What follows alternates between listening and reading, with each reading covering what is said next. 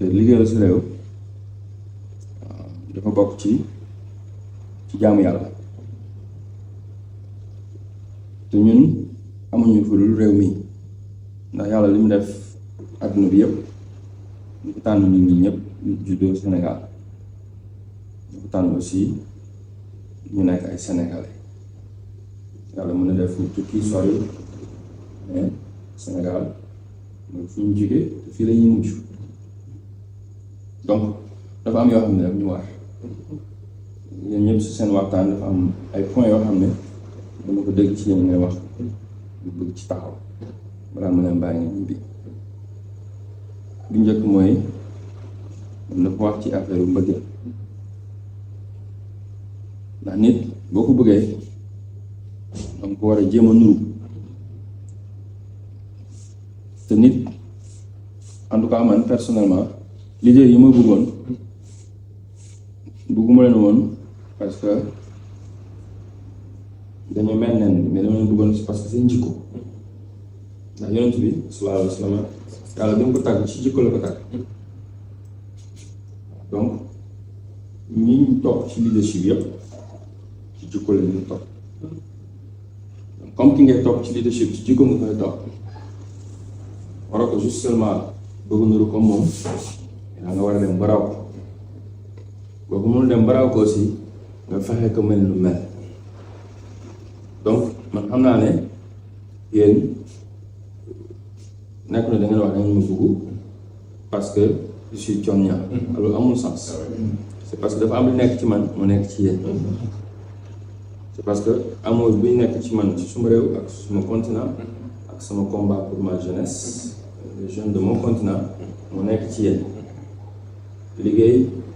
jaam yàlla comme ni ko Sëriñ Tuubaa wax ñaar yooyu boole ci am indépendance boo xam te ni da nga mën a jàppale sa njaboot say waajur d'abord gannaaw waajur yi ak li nga mën a defal sa réew pas laaj lan la sa réew mën a defal comme li président Kennedy di waxoon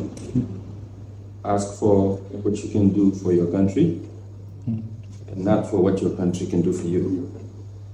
donc loolu ci ngeen nekk te bu nga nekkee ndaw ngeen nekk ci loolu donc yéen ci yoon bi ngeen war a nekk donc loolu dama leen si encouragé bu baax parce que fi ngeen toll nii fi ngeen mën a defaree seen àdduna fi ngeen ko mën a yàq ndax ndaw du weesu du nekk forever à jamais jaaruwaay la boo ci tolloo xam ne moment yoo xam ne nga war a marqué sa vie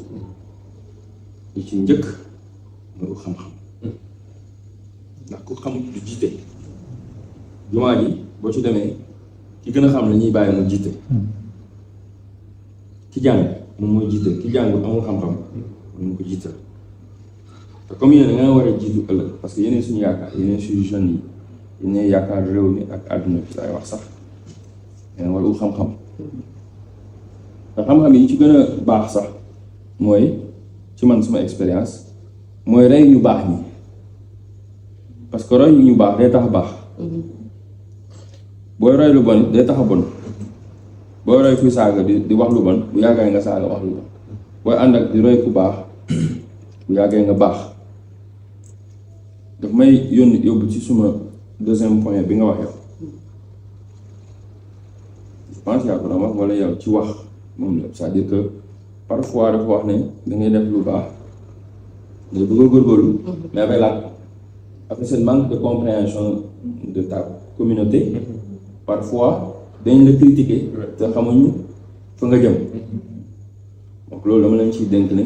loolu bu mu nekk problème pour yéen mais wax naa xale toujours ne leen américain dañuy wax ne if you don't want to be criticized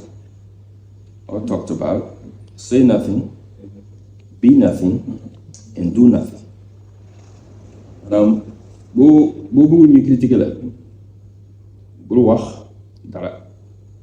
du nit ñi mën a dégg mën ngaa wax it of garaaw bul jëf dara du nit ñi mën nga dégg wala lu ñu mën a gis ci lu baax say nothing be nothing wala bul doon kenn ku tekki rek am ñu la sonal ku nekk ci lu baax bu ragal ñu wax la lu bon moom nañ la na ngeen nangu ñu sedd la ci gaalu xaj bi loolu nangu leen mais bu ñu leen mës a fekk ngeen lekk ci gaal gi loolu dama leen ko bëgg a dénk ndax damay dellu toujours référence suñu mag ñi yonent sallallahu alayhi wa sallam suñu mag ñu baax ñi yëpp Cheikh Amadou Bamba Cheikh Ibrahima Niass parce que ñu référence waruñu ko di fenn am nañ ko ça on n'a même pas besoin de parce que lu wax nag mën nga ko jëlee fu nekk dafa am solo waaye balaa ñu dem sax ci ay kenn déeg yooyu dañoo am référence yu doy référence ci suñu réew moom El Hadj Malick Cheikh Amar Fouti et cetera Cheikh Ibrahim ñoom ñëpp ak Cheikh Amadou Bamba yi noonu Cheikh Ibrahima Fall kenn ku nekk ci ñoom boo xoolee histoire am personnelle waxuma sax li après réussite bëgg yoon mais kenn ku nekk ci ñoom histoire am personnelle rek dana jàngat ci bañ a déglu lu la nit di waxal gannaaw yooyu yaa ko moom ak ñoom ñëpp suñu rak yi ko war a déglu après parce que criticize moom foog mu am yonent bi mu jógee dañ ne ko kii li muy woote affaire yi njabar la waa Xuraysh ñoo ko naa wax mu yàgg ñu koy sànni xeer mu yàgg ñu génn ko dëkk ba Màkka gëm juddoo mu mujj gàddaay dem Medina xam nga loolu coono gën ko métti yow fa nga juddoo nga bëgg ñu teg dañ la faa toroxal moo tax ba léegi man bi ma demee Màkka coono bi ma daj Màkka bi ma demee Medina boo fa dugg képp ku dem Màkka mu ko laaj bépp sénégalais li ngay sentir boo duggee Medina loolu ko doo ko sentir ba àdduna tukki piis bi ngay sentir piis bi boo duggee Medina c'est incroyable donc yàlla daf ko fay ba loolu tey Màkka coono ba fa nekkoon li fa yonent bi daj boo tax ba léegi boo fa nekkee ngay sonn Safa ak Marwa boo ko dawee ba pare da nga nelaw 2 jours te man damay entraîné mais 2 jours laa ko nelaw ndax coono doo toog tàngaay bi guddeeg bëccëg booy wër da nga wër Kaaba gi ba sonn boo paree dem def Safa ak Marwa boo ñëwee 2 jours da nga ko nelaw Madina booy dugg si tu sens que fii la nekkoon ci peace ci paix loolu dafa am lu ñuy jàngal mooy que fekk nit ñaa ngi wax ground loolu baax na ça veut dire kii ñu ngi def dara bu leen déglu critique déglu leen ko ci côté positif parce que baax na fu am na fu mu baax critique lu tax mu baax mooy day tax nga bañ def yenn erreur yi et puis dana la jox jom parce que ku am noonu rek da nga am jom ku am ñu la bëgg a xaar foo xam ne mënoo fa teg day tax nga gën a góorgóorlu te ndaw dafa war a am loolu ko donc loolu dama la ko wax surtout yoon seen ma rakk yi jigéen yi nga xam ne parfois mën ngaa dem ci événement yi di góorgóorlu ut lu baax mën a teral say waajur ut xam-xam boo guddee sax léeg-léeg ñu la dafay taxawal te yow nekkoo ci loolu donc dangay gën a góorgóorlu fexe ba bu ñu la fekk ci loolu que képp ku la waxal loolu ëllëg nga mën ko wan ne ko man ci lii laa nekkoon maanaam yi fekk ngeen nga am idée moom fekk sotteegul lu ne danga ko dégg bu seetoo nag ñëpp danañ wax ne suñ doom la man mi di wax ak yéen lu nekk daj naa ko Kaolack man 16 ans laa génn Kaolack lu nekk rek daj naa ko foofu lu nekk coono bu nekk daj naa ko fii Dakar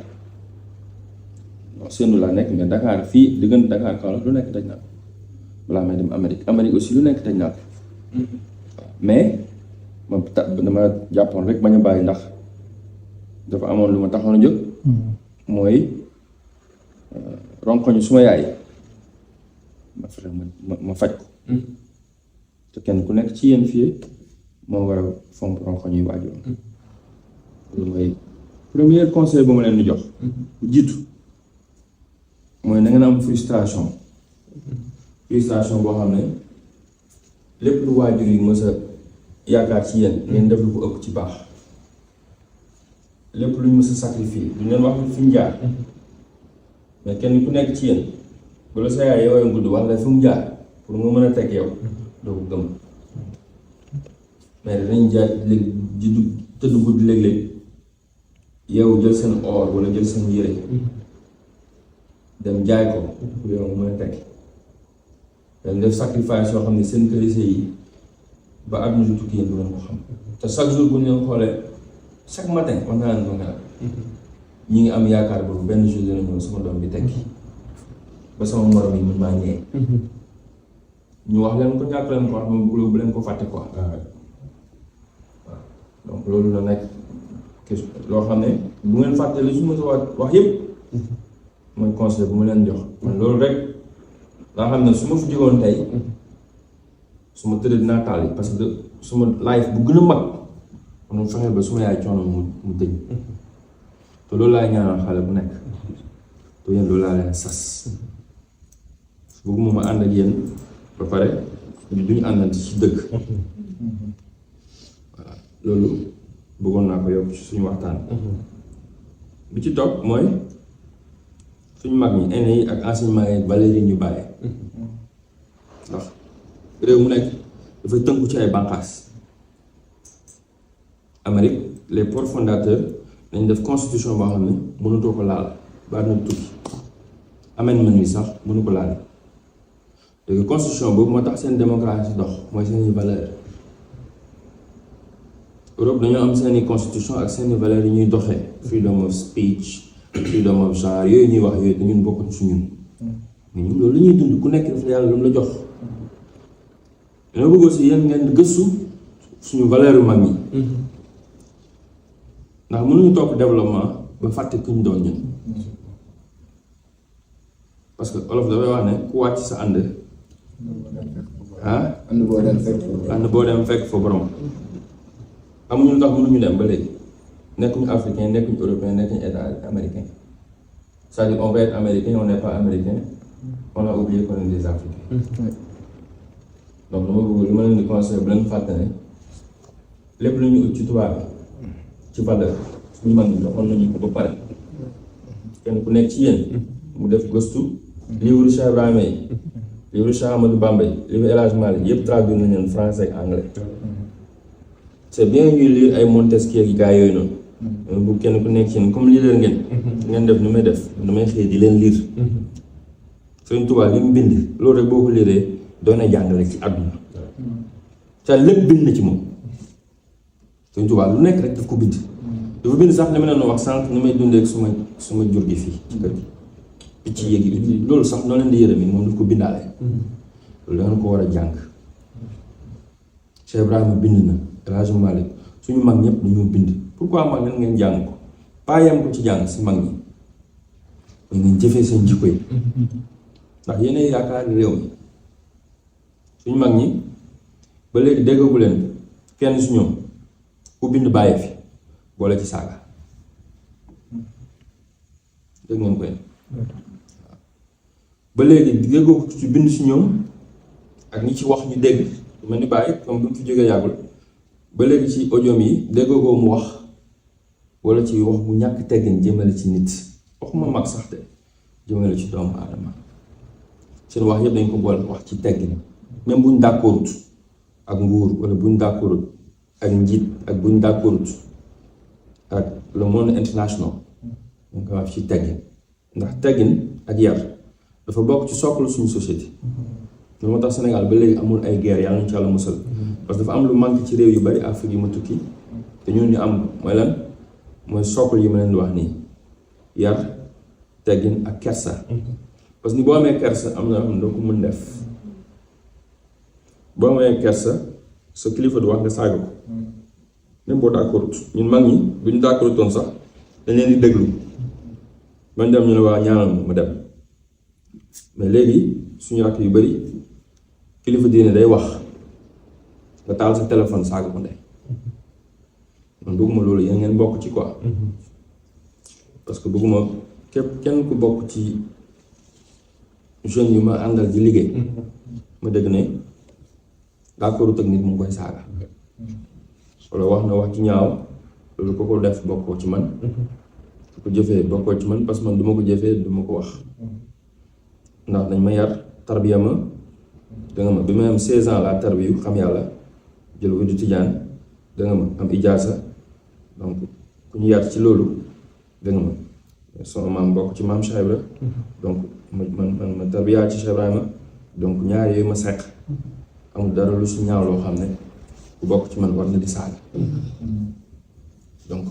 loolu dama leen koy dénk ñu gëstu suñu valeur mag ñi ngeen am xam-xam mën a compétir ci àdduna bi mais mu ànd ak yar boo xam ne sax boo demee ci tubaab bi sax ñoom daf leen di jaaxal parce que loolu duñ ko am parce que suñu doomi Amérique dangay wax sax sa papa nga wax sa doom yi. ñu wax la ne mais pourquoi. mais te ñu bëgg explication. mais ñun duñ ay américain. c'est bien de wax pourquoi sax ak teggin. loolu laa bëggoon ñu yokk ko ci valeur yi. bu ci topp am na ci ko ci wax ci affaire difficulté yi.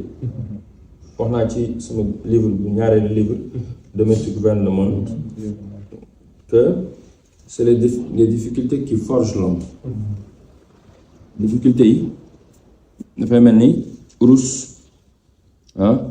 dégg nga ak xal yi ko bàyyi waxee ne urus da nga koy jël di ko dugal ci xal di ko wal ba mu nekk ndox boo xamul da nga yaakaar di koy yàq mais xal yooyu moo koy defar loolu yooyu yàlla waxal fii waaw difficulté yi nga xam ne bàyyi wax ñu ne kem dayoog natt yi ni ñuy toll noonu la may yàlla yi di toll kem dayoog ni la yàlla di nattoo noonu la seen may di toll seede yàlla képp ku yàlla bëgg rek natt na la walla yonent bi li ko yàlla may lépp lu yàlla bind moo ci gën te xool li ko yàlla nattoo juddu gisul yaayam ak papa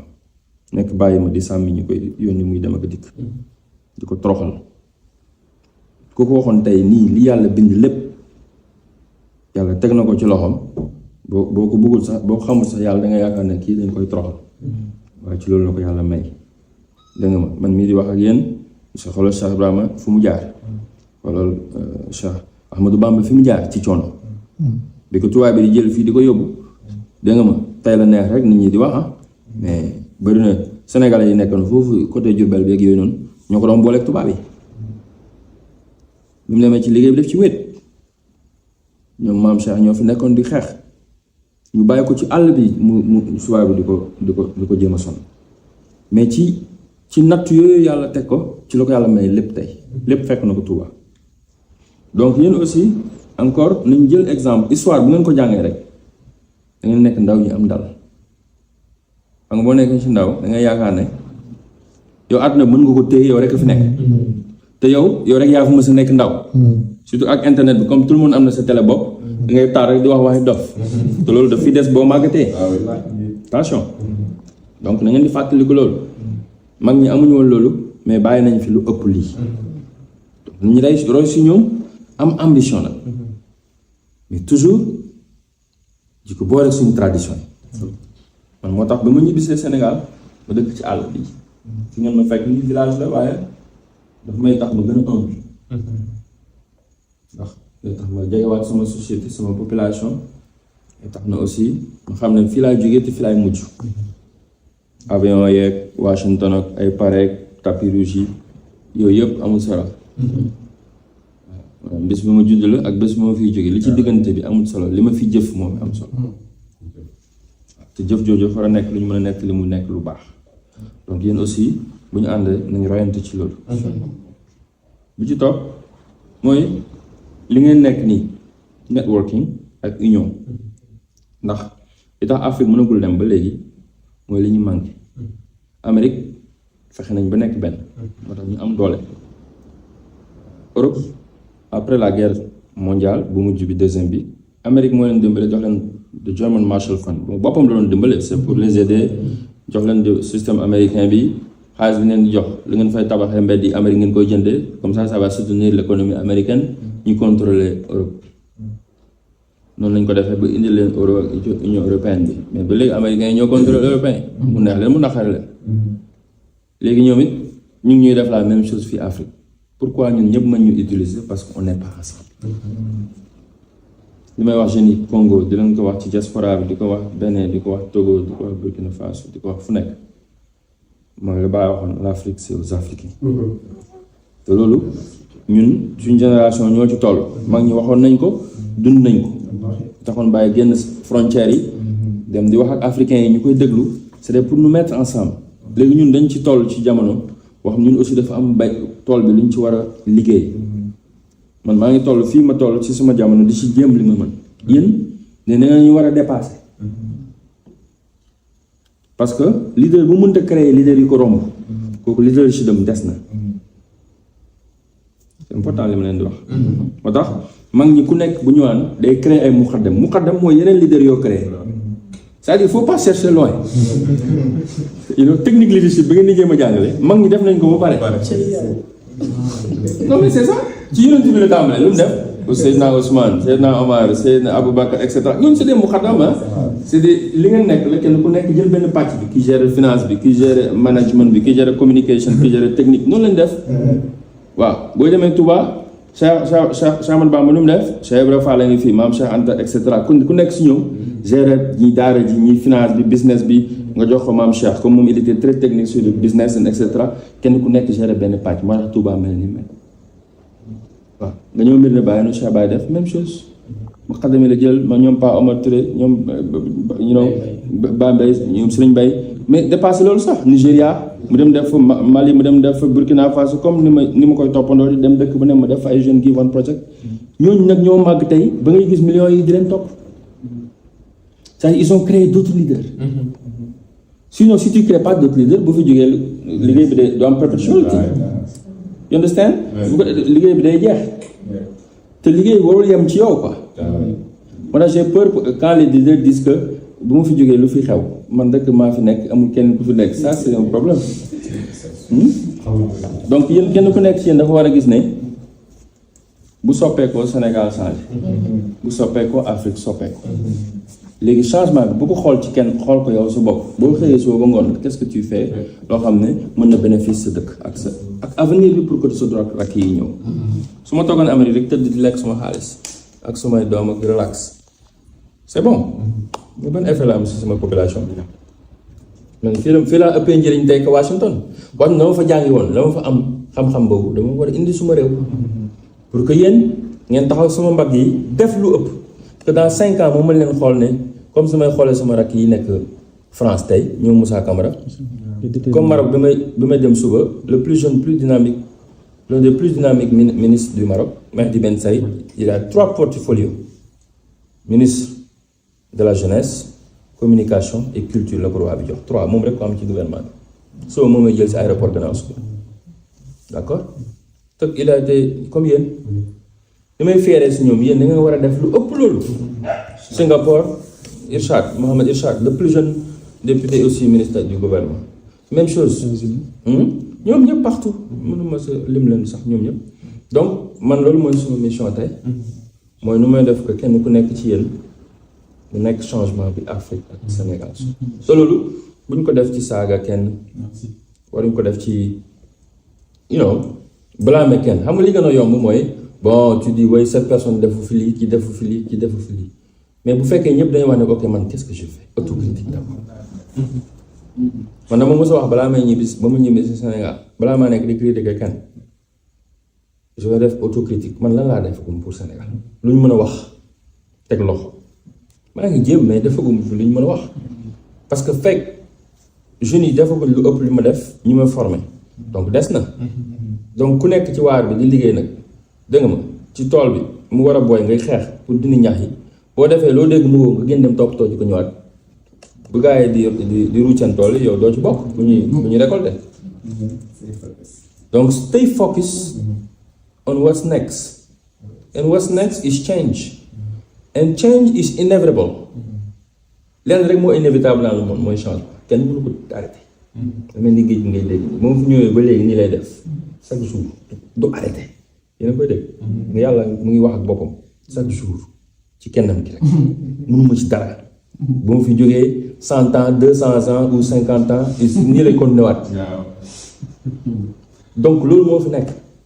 comme nous nag on est éphémère suñ jaar bi dafa war a marqué àdduna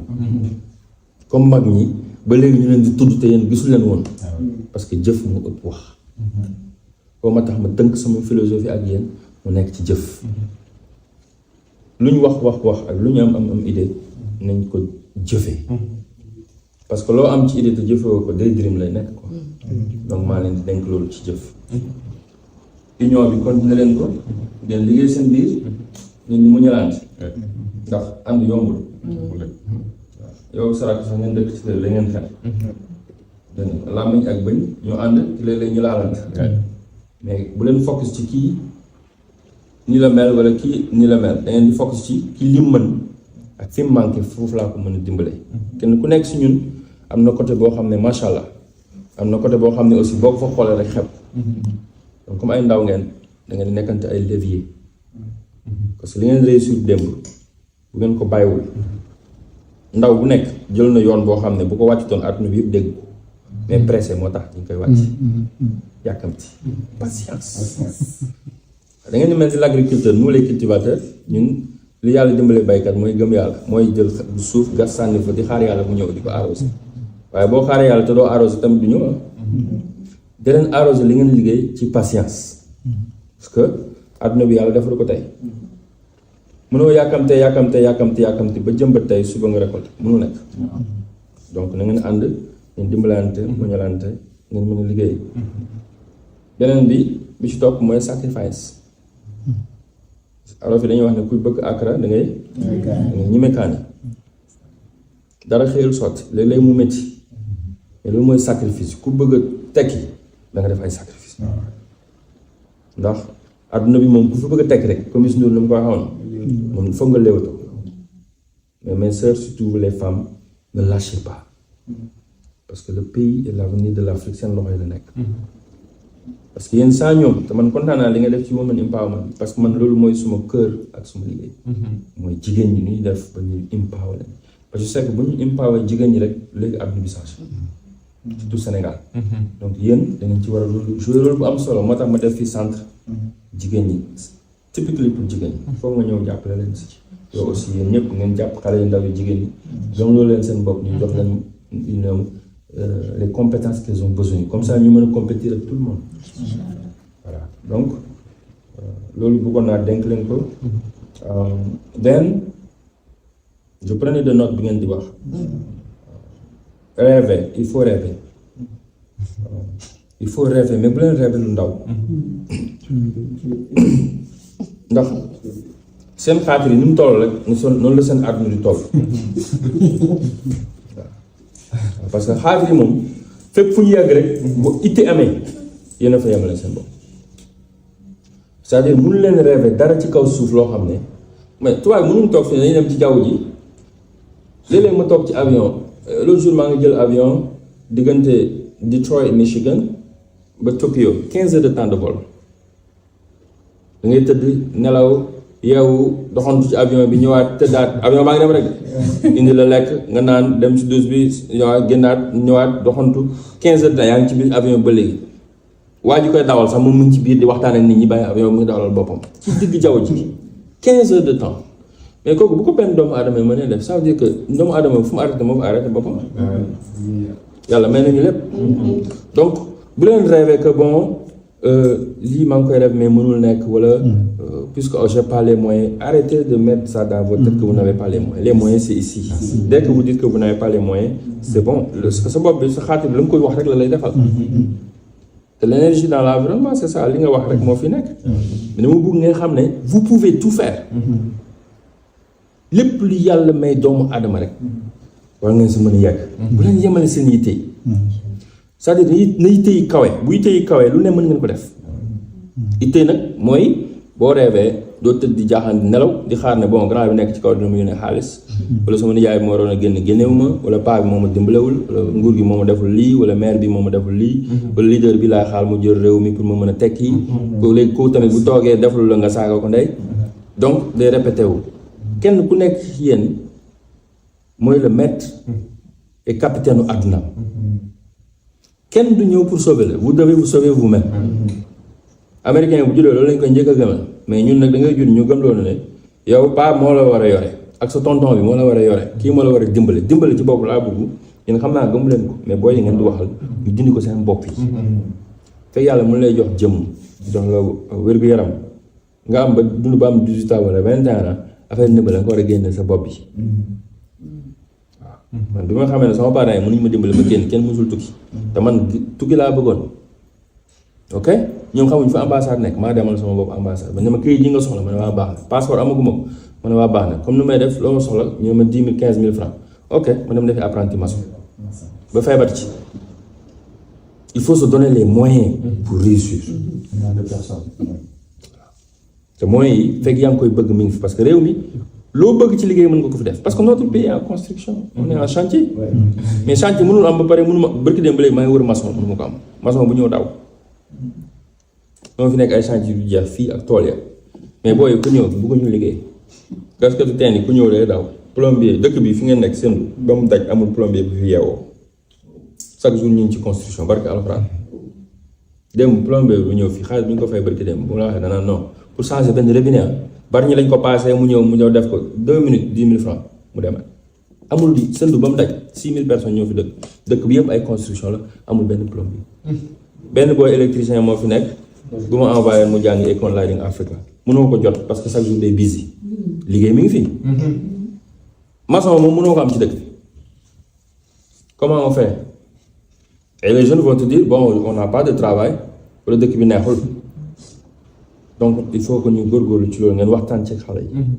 ñu xam ne suñu réew mi dafa nekk ci construction te bu ñu ko deful Turquie indien yi ak chinois yi ñoo ñëw di tabax suñu réew mi ñu leen di xool bu boobaa ñu ngi mere ñeneen di mere politiciens yi di mere ñu war a mere fekk ñun ñoo deful li ñu war a def parce que man su ma doon xaar sama nijaay wala sama papa génne ma dégg nga ma kon boobu ba léegi maa ngi Sénégal di saaga nit ñi li gën a yomb nag mooy jël téléphone bi def live 250 francs nga def crédit wala xaar ba minuit nga xam ne c'est free nga saaga ku la neex dem tëdd nelaw am ay vues pour yow vues yooyu ça dit quelque chose non mais attention parce que li ngeen di wax noonu day des fii ci àdduna bi te bëggu leen nekk ëllëg ay paa wala nga jóge fii ñu lay fàttalikoo ay saaga loolu du combat le vrai combat c'est pas ça parce que même ñi ñuy toppandoo saaga wuñu woon bu leen comparé man sama manager bi jarbaatam la moo war a yaayama bokk ndey baay Adama Thomas Sankara Adama Sankara c'est mon manager donc je connais bien la famille mais ñoom moom mosul saaga kenn te daan na wax dëgg Patrice Lumumba saagawul kenn Nkrumah saagawul kenn dégg nga suñu mag ñu baax ñi man dégguma ko ñu saaga donc il faut que loolu ngeen boole ko seen message parce que suñu réew mi ngi dem ci dérive boo xam ne booy chaque jour dañuy saaga xam naa am na lu leen métti dëkk bi métti na et cetera d'accord mais la confrontation des idées on a besoin de ça il faut s'exprimer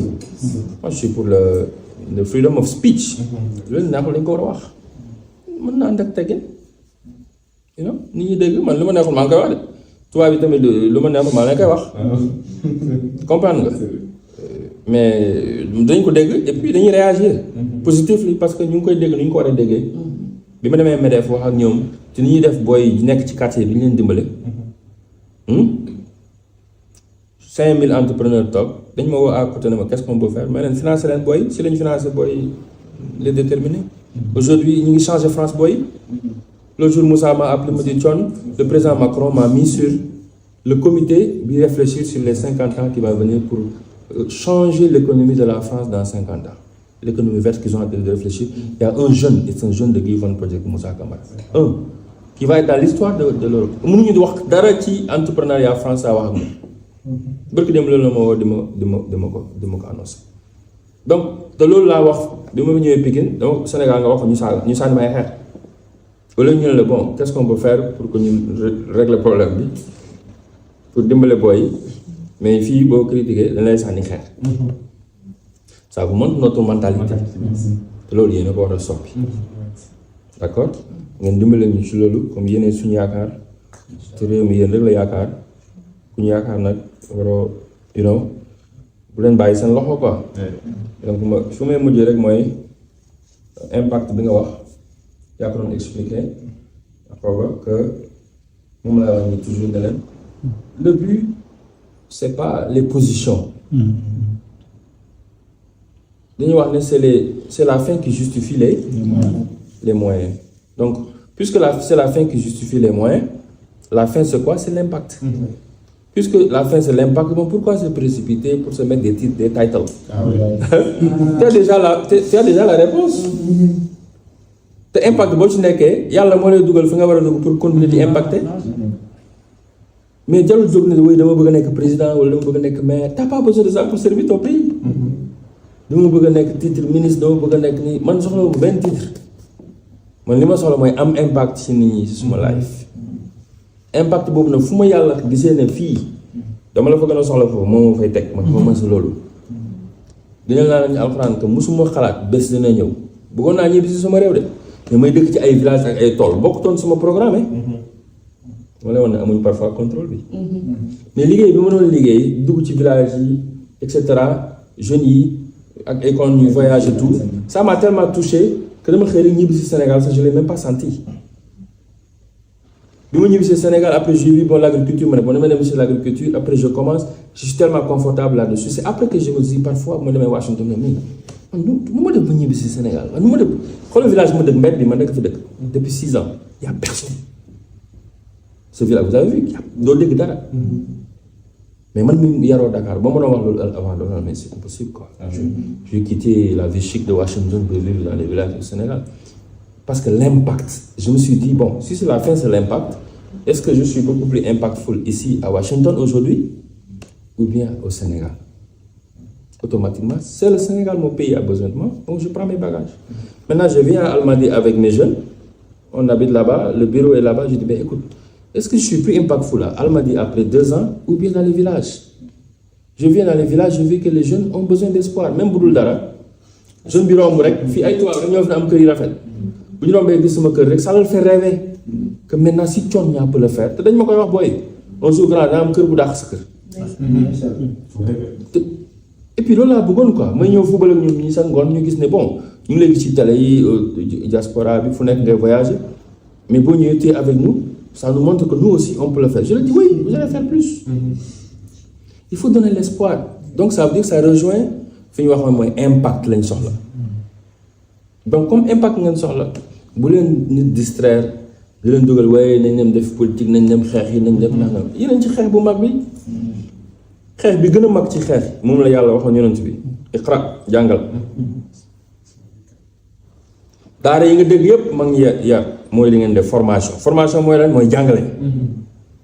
tàggat ndaw ñi loolu la mag ñi def daara yi mag ñi bàyyi fi dara lu ay daara ak ay téere musu dem fenn ci kër mag ñi fii non fi ma doon këram nga fekk fay wurus ak ay ngalam mais leen danga ko fa fekk daara ak téere daal nañ delluwaat ci seen jàngale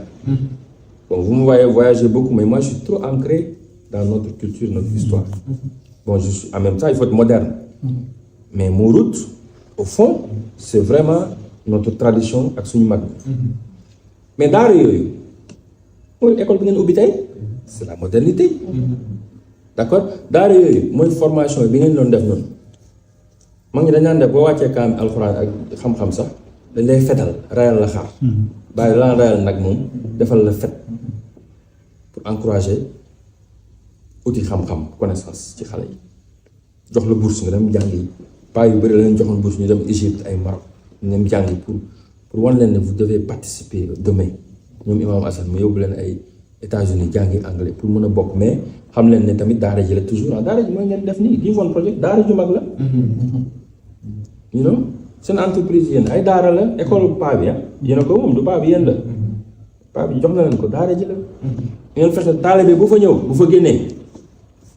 bu ñu ne ko foo jàngee bu ko waxee rek ñu ne yow xam nañ fa nga jógee amul benn daara bu jógee kokki daara maam Cheikh dégg nga daara Sëñ Saliou nga génn fa nga koy xeeb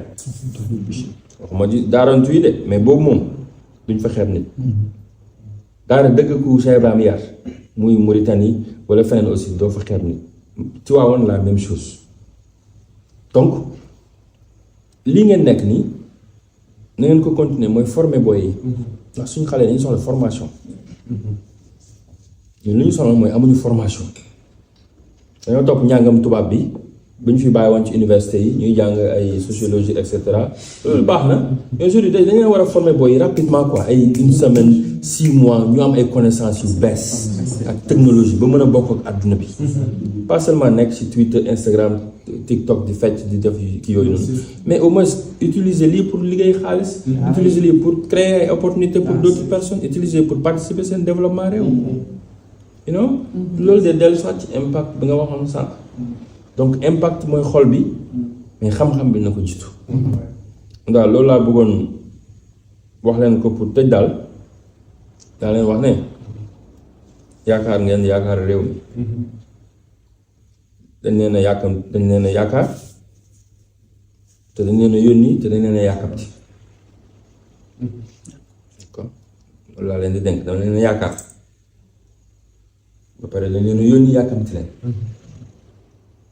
ku ñu yónni yàkkamti la nag waroo génn fekk ay gars yi dawal mbege nga nekk fi dawal mbege waroo génn ñaa gars yi toog fee di naan ataaya di waxtaan ci làmb ji démb nga toog fa yow di waxtaan te ñu yónni la yàkkamti la ndax yónni bi leen yónni dafa am urgence bu fi nekk suñu réew mi dafa nekk ci urgence Afrique dafa nekk ci urgence tournant boo xam ne bu ngeen taxawul du ñu am avenir ndax yéen gisu leen lu xew mais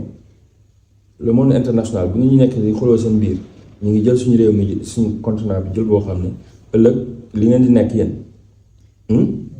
ñun li ñuy nekk mooy raw l'esclavage am nga li gën a garaaw mooy dëkk sa réew te yow moomoo fa dara c'est-à-dire comprendre leen quoi. ok da ngay gis benn Sénégalais bu def 150 000 wala 200 000 ok ñu def li ñuy wax gentrification fi gënoon a yomb Dakar ñu def ba mu rafet yokku fa ay image wala moo xew Harlem ci noir yi fa nekk moo xam Rio de Janeiro moo xam booy nekk France nekk ci noir tubaab yi ñëw jënd ko yokk ko building yi gën a cher comme Dakar léegi pour nga louer ko 1 million 500 la papa ak sa yaay bu kenn ku nekk di fay 200 300 000 francs mënuñoo fay genn wàllu luyaas bi léegi xam na rek mujj génn dem ci dëkk yi gannaaw sori pour nga am transport pour liggéey si problème la léegi diggante boobu ak stress beeg saxaar si moo lay stress ba nga feebar ba dee moo tax Sénégal pour nga gis ku dund 80 ans léegi amatul presque léegi loolu bi muy am ñoom ñi ngi dund ci plage yi gën a chic ci suñu réew yi ci plage yi gën a chic ci suñu réew yi ci dëkk yu gën a baax ci suñu réew yi jël suñu suuf si jël suñu or bi jël suñu zircon bi bi ma gis barki dem boo rombee ngaay mexe ma demoon seeti maire bi foofu maa ngi romb zircon bi ñu ngi ko teg ci ay bateau ci ay train maire bi ne ma fi mu ne ma nga jëm ba port bu jógee port xam nga fu mu jëm Corée du Sud ça amène des milliards au Sénégal yéen gis leen fa tegu leen ko bët bu ngeen góorgóorlu foofu ngeen jëm ak réew lii ngeen di nekk ci jàmm nekk TikTok Instagram Facebook di leen indil xaalis plus de vues ñoom seen xaalis la parce que plus de vues mooy plus de commercial parce que boo bindee rek ñoom nañu def publicité boobu entreprise yu mag yi font des milliards ñu endormir ñoom ñu ñëw jël lañu moom ñun léegi nga nekk sa réew mënoo fi am dara réew moo xam ne mi ngi toog ci or di ut aide toog ci gaz pétrole zircon lu nekk France amul loolu te ñu France dañuy demee uti aide pour 3 000 4 000 dollars d'accord léegi nag nga dem yow jël bateau pour dem ci réew moomu ba tey nekkaat fa jàmm ñu lay liggéeyloo ci ay nan la amoo kayit visa bi baaxut ak nangam loolu yaakaar ci kenn ku dul yéen man de am naa yaakaar ci yéen lu tax ma gaaw invité leen balaa may tukkiwaat mosuma du may presque ki xam ne du may invité nit suma kër mais démb da ngeen ma touché quoi da ngeen ma touché mooy da ngeen ma wan ne liggéey bi man wéetuma ci quoi donc yaa ngi ko wax sànq dëgg la donc wéetuma ci et ça m'a touché donc wax suma yaay ne ko maa ngi sant yàlla parce que li ma gis dem xale yi def ça me montre que li ñu gis ci réseaux sociaux bëri na doomu Sénégal aussi yoo xam ne dama Afrique yoo xam ne il se soucie aussi de l'avenir de notre pays yàlla na leen ko yàlla gën a dëgëral yàlla may leen kàttan bi ak góorgóorlu bi ak surtout muñ bi parce que ça va pas être facile mais bu ngeen ko bàyyiwul yoon bi yéen mën ngeen révolutionner Afrique waxal ma Sénégal Afrique mën ngeen ko révolutionner parce que booy soxla nañ li ngeen di def ma fàttali leen ne fu ngeen ci yem dangeen ci yemale seen bopp en tout cas man am ngeen man ba pare te s'il vous plaît continuer leen parce que ngeen am ñu ma ëpp sax waaw te kenn ku yàgg ci teen bi wax dana la fekk foofu donc s'il vous plaît dama lay wax li may wax sama doom yi toujours don't embarrass me embarrass mooy bu leen ma waaw bu leen ñu gàcceel bu leen ma gàcceel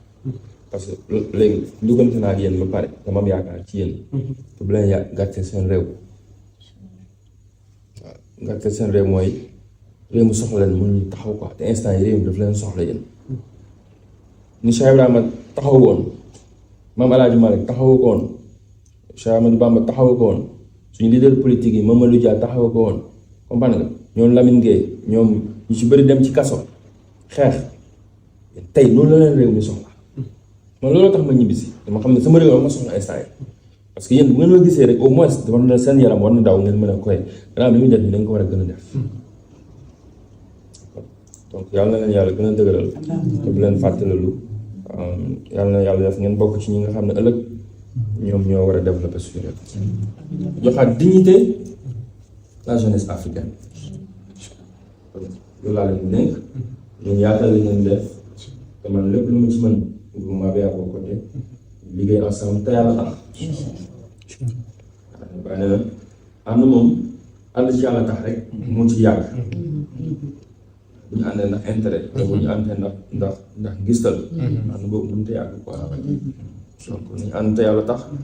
ñu def ko li mu waxoon sànq rek impact li ci des ñu ko bàyyee yàlla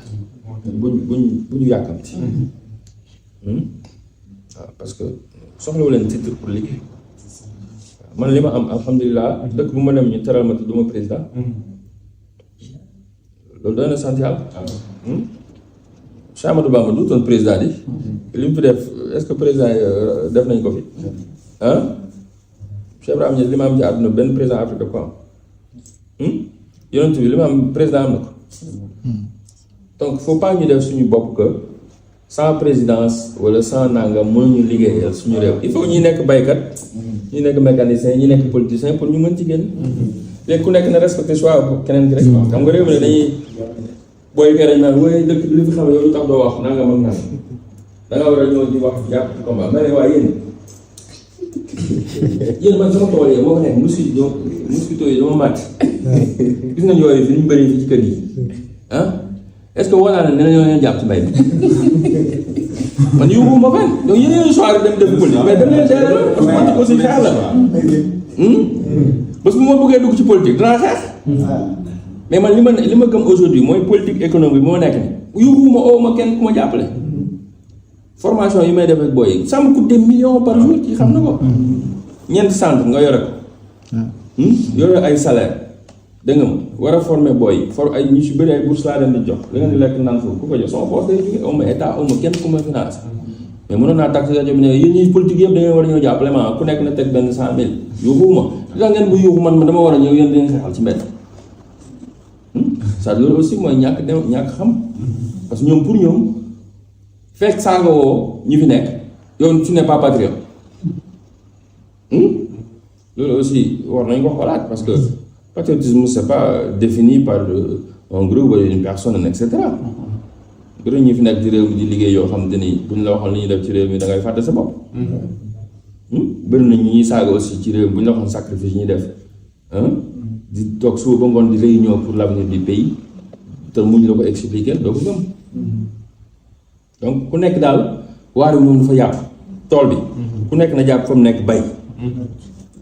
léegi li ci des yàlla moo ko yor